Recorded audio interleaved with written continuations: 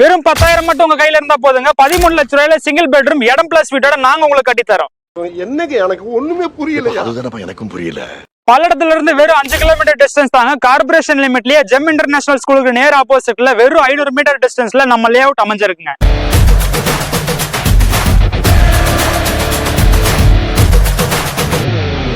Budget வீடுனாலே அது நம்ம சந்தோஷ் பில்டர்ஸ் அண்ட் டெவலப்பர்ஸ் தாங்க. ஆல்ரெடி பல்லடம் நியர்பைல லக்ஷ்மி மில்ஸ், பொங்கலூர் அண்ட் கொடுவாயில நிறைய வீடு கட்டி கொடுத்திருக்காங்க. இப்ப புதுசா மாதப்பூர்ல இந்த ப்ராஜெக்ட் லான்ச் பண்ணிருக்காங்க.